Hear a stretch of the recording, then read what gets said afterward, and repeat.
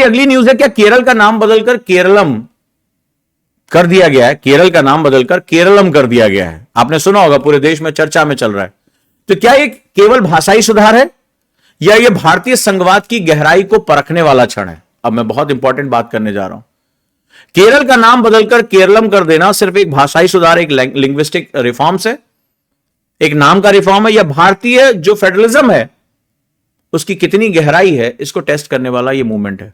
बात छोटी है, लेकिन हमारे कॉन्स्टिट्यूशन अलाइनमेंट में एक बहुत इंपॉर्टेंट मूवमेंट है।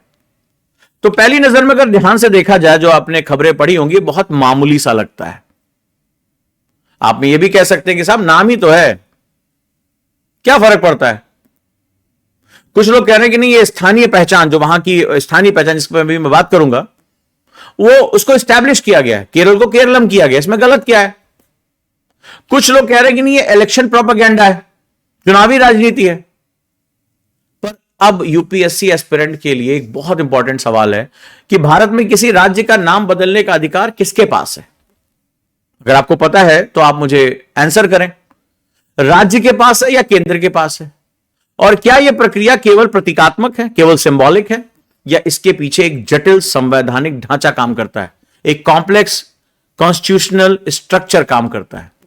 तो आज हम यहां पर पूरे सिस्टम को समझेंगे, पूरे प्रोसेस को समझेंगे। तो केंद्रीय मंत्रिमंडल ने हाल ही में केरल का नाम बदलकर केरलम करने का प्रस्ताव आगे बढ़ाने की संवैधानिक प्रक्रिया को मंजूरी दे दी, और यह कॉन्स्टिट्यूशनल प्रोसेस है। इसका मतलब यह नहीं कि नाम तुरंत बदल गया, इसका मतलब है कि अब यह प्रस्ताव संविधान के अनुच्छेद 3 यानी आर्टिकल 3 के अंतर्गत आगे बढ़ेगा। बहुत ध्यान से इसको लिखिएगा, अनुच्छेद 3। अब पहला सवाल है कि जो लोग फ्रेशर हैं, जो लोग अभी आए, वो अनुच्छेद 3 कहता क्या है, अनुच्छेद 3 किसके बारे में बात करता है? तो भारतीय संविधान का अनुच्छेद 3 संसद को यह शक्ति देता है कि वो किसी राज्य की सीमाओं में बदलाव करे, नए राज्य बनाए, राज्यों का विलय करे, या किसी राज्य का नाम बदल दे। किसी स्टेट का नाम बदल सकता है, उसकी बाउंड्रीज चेंज कर सकता है, नए राज्य बना सकता है। आर्टिकल 3 यह पावर देता है कॉन्स्टिट्यूशन का। लेकिन इससे पहले राष्ट्रपति, प्रेसिडेंट, उस प्रस्ताव को संबंधित राज्य की, जो रिलेटेड स्टेट है, विधानसभा के पास मत के लिए भेजते हैं, ओपिनियन के लिए भेजते हैं। अब ओपिनियन के लिए, क्योंकि वोटिंग शब्द तो हमने बार बार सुना है, बड़े ध्यान समझिएगा, बड़ा गहरा विश्लेषण है, यह खबर इतनी हल्की नहीं है। अब यहां पर जो सबसे इंपॉर्टेंट वर्ड है वो है मत, यानी ओपिनियन। याद रखिएगा, ओपिनियन बाध्यकारी नहीं होता, हैव टू नहीं है, ऑब्लिगेटरी नहीं है। संविधान भारत का कहता है स्पष्ट रूप से कि संसद राज्य विधानसभा की राय को मानने के लिए बाध्य नहीं है, वो उस पर विचार करती है, लेकिन अंतिम अधिकार संसद के पास बना रहता है, सेंटर के पास। यानी आखिरी राइट पार्लियामेंट के पास है, केंद्र के ही पास है। और यही वो पॉइंट है जहां फेडरलिज्म यानी संघवाद की जटिलता सामने आती है। यानी राज्य माने या ना माने, मत यानी ओपिनियन उसका कुछ भी हो, आखिरी में चलेगी किसकी? चलेगी पार्लियामेंट की। यानी जो पावर राज्य को दी गई, उसकी विधानसभा को दी गई, वो सिंबॉलिज्म है, सिंबॉलिक है। अब इसको एक आसान से एग्जांपल से समझिए। मान लीजिए एक परिवार में घर के किसी कमरे का नाम बदलना है, सबके अपने अपने कमरे, बिट्टू का कमरा है या छोटी का कमरा है। तो उस कमरे में जो रह रहा है, आपका भाई, बहन, चाचा, कोई भी रह रहे हैं, उसका जो मेंबर अपनी राय देता है कि यार इसका ऐसा नाम रख दो। लेकिन शाम को जब पापा आते हैं, अंतिम निर्णय वही कहते हैं। भाई जो उस कमरे में रह रहा है वो कह रहा है कि भाई मेरा रूम है तो इसको बिट्टू रूम कर दो। पिताजी कुछ अलग सोच रहे थे। पिताजी ने कहा नहीं, हम 4 धाम के नाम पर रखेंगे, फलाने नाम पे रखेंगे। तो आखिरी निर्णय कौन दे रहा है? घर का मालिक दे रहा है।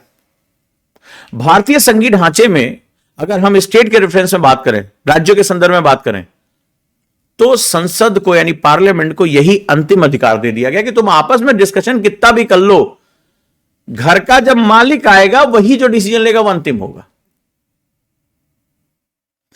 बात आएगी जब ऐसा ही है तो फिर राज्यों को पावर दी क्यों गई, मत का अधिकार क्यों दिया गया? तो संविधान कहता है कि यह नहीं कि राज्य की भूमिका महत्वहीन है, उसका भी रोल इंपॉर्टेंट है। राजनीतिक और नैतिक रूप से, यानी कि पॉलिटिकल और एथिकल रूप से राज्य की सहमति बहुत महत्वपूर्ण रखती, लेकिन फिर मैंने कहा राजनीतिक और नैतिक रूप से, कॉन्स्टिट्यूशनल नहीं। चलिए अब इसको थोड़ा सा और गहराई से देखते हैं। नाम ही तो है, अक्सर कहते हैं ना नाम में क्या रखा है। अब सवाल है कि नाम बदलना, केरल से केरलम कर देना, और राज्य का पुनर्गठन करना यानी रीस्ट्रक्चरिंग करना, दो अलग अलग चीजें। आर्टिकल 3 के अंतर्गत राज्य की सीमा बदलना, नया राज्य बनाना या नाम बदलना, तीनों संसद के अधिकार क्षेत्र में आते हैं। लेकिन ध्यान से सुनिएगा, लेकिन नाम बदलने के मामले में फर्स्ट शेड्यूल में संशोधन करना पड़ता है, यानी पहली अनुसूची में संशोधन करना पड़ता है अगर नाम बदलने जा रहे हो। जहां राज्यों के नाम कहां सूचीबद्ध हैं, कहां लिस्टेड है, फर्स्ट शेड्यूल में। तो अनुच्छेद 3 के साथ साथ आपको फर्स्ट शेड्यूल में भी आपको क्या करना पड़ेगा, अमेंडमेंट करना पड़ेगा। अब अगर आप यूपीएससी के एस्पिरेंट हैं तो थोड़ा इसको गहराई से समझिए कि नाम परिवर्तन बेसिकली टेरिटोरियल रिकॉग्निशन नहीं है। It is not territorial recognition, ये एडमिनिस्ट्रेटिव आइडेंटिटी चेंज है, यानी प्रशासनिक जो पहचान है उसमें ही बदलाव है। लेकिन ये जो पहचान बदल रहे हैं, जो एडमिनिस्ट्रेटिव आइडेंटिटी चेंज कर रहे हैं, वो एक संवैधानिक संशोधन यानी कि कॉन्स्टिट्यूशनल अमेंडमेंट की प्रोसेस से गुजरता है। अब आपके दिमाग में आ रहा होगा केरल से केरलम क्यों, सवाल आप लोगों के दिमाग में आ रहा होगा केरल से केरलम क्यों कर दिया, क्यों ऐसा नाम हम रख रहे हैं। तो केरलम जो है वहां की मूल भाषा मलयालम है, तो यह मलयालम भाषा में राज्य का स्थानीय उच्चारण और पारंपरिक स्वरूप है। जी हां, यह मलयालम भाषा का मूल स्वरूप रहा है, वो केरलम ही था। तो इसको जो कह रहे हैं कि जो लोग खुश हैं, समर्थकों का तर्क है कि यह स्थायी भाषाई पहचान की बहाली है। जो हमारा वर्नाकुलर लैंग्वेज है, उसकी जो आइडेंटिटी है, उसको हम लोग बहाल कर रहे हैं। और यूपीएससी में सिलेबस में एक पार्ट है लिंग्विस्टिक ऑथेंटिसिटी।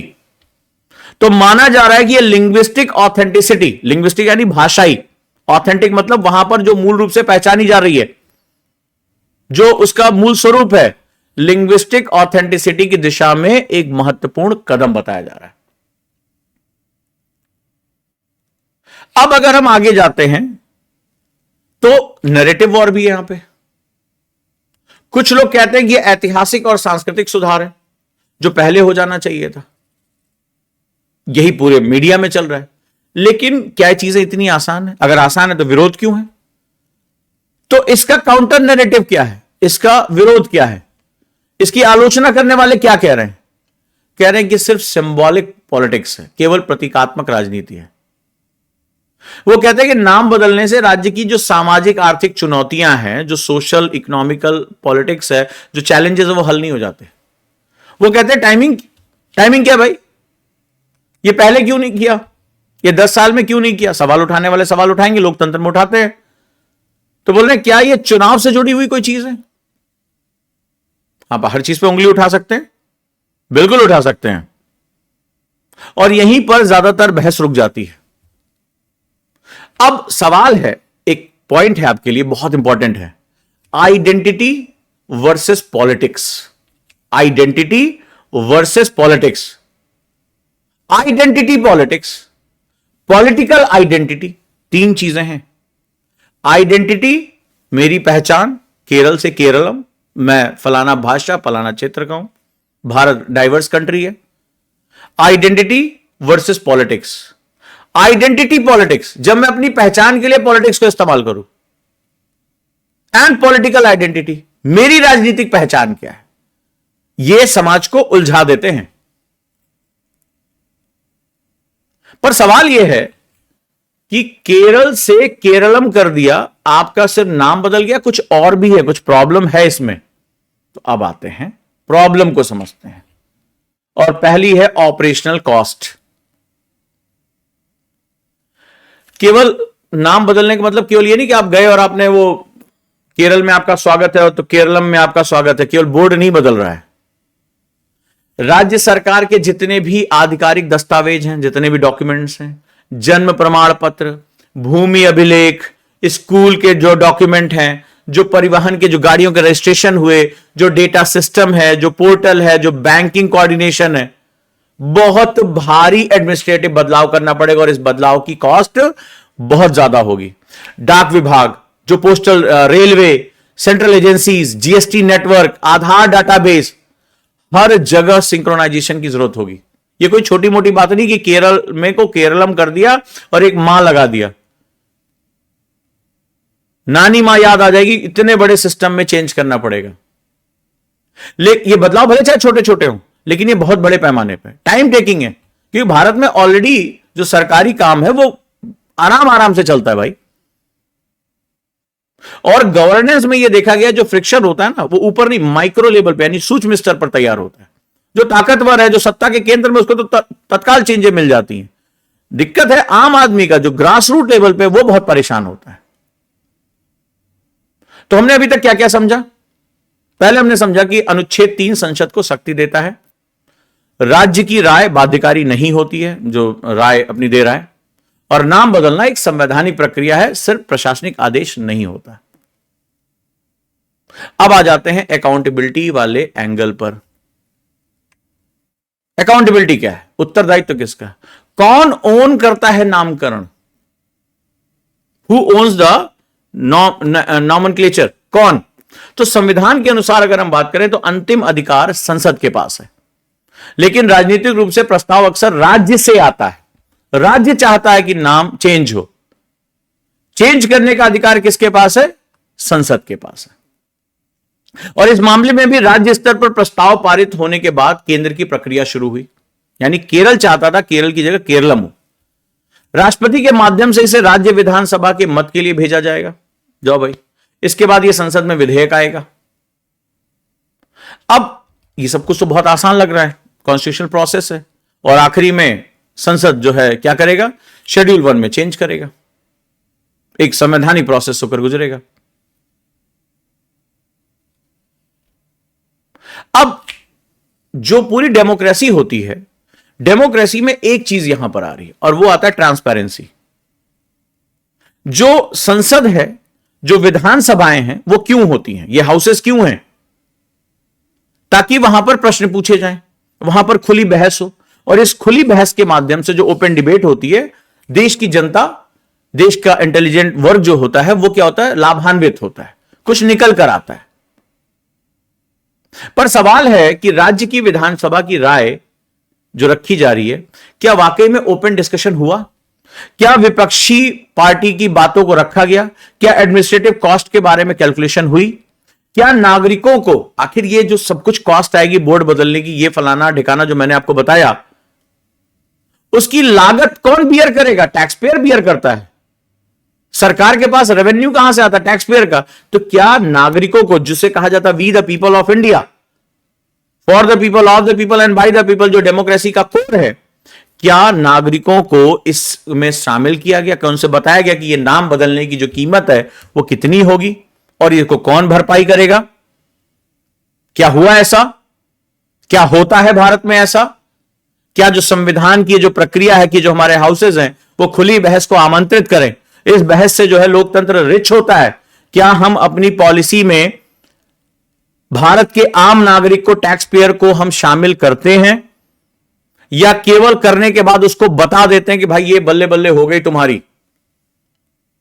और ये बहुत महत्वपूर्ण फेडरल एथिक्स का क्वेश्चन है। आपने भी कभी नहीं सुना होगा कि नागरिकों से पूछा जाए कि हम ये कदम लेने जा रहे हैं, कि आपका मत क्या है? आपको हम बताने जा रहे हैं कि इसकी जो है कॉस्ट कितनी आएगी, क्या आप एग्री करते हैं? तो यहां पर आपके सामने बहुत बड़े बड़े प्रश्न आ जाएंगे। अब हम समझते हैं कि मेरी इस न्यूज को जो एनालिसिस किया है, इसमें जीएस पेपर 2 का पर्सपेक्टिव क्या हो सकता है।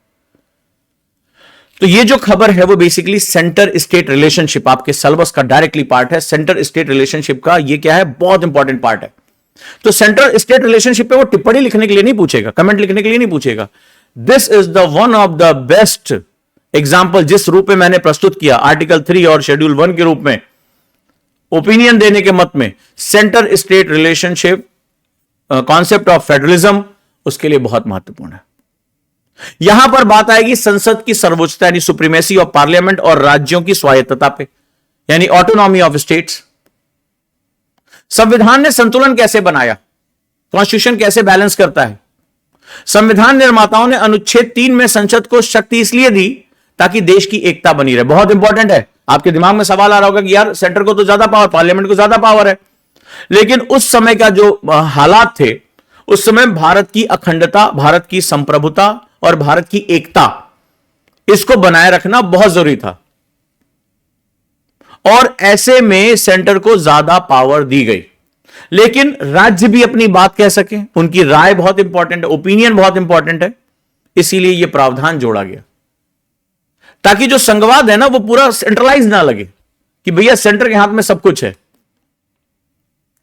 तो क्या इस खबर से जीएस पेपर 1 में कोई क्वेश्चन आ सकता है? जी हां, आपको लग रहा होगा केवल जीएस पेपर 2 का पार्ट है, ये जीएस पेपर 1 का पर्सपेक्टिव बहुत इंपॉर्टेंट है और वो पर्सपेक्टिव क्या होगा आप बहुत अच्छी तरह जानते हैं, और वो है भाषा यानी लैंग्वेज और पहचान की राजनीति। हमेशा मैंने आपसे कहा लैंग्वेज और identity politics, identity and politics, political identity, ये जीएस पेपर 1 में बहुत ही महत्वपूर्ण है। लेकिन एक बात याद समझिएगा बहुत ध्यान से, ये जो हम भाषा के आधार पर पहचाने देने की बात कर रहे हैं, इसने ही भारत में पहला संकट क्रिएट किया था।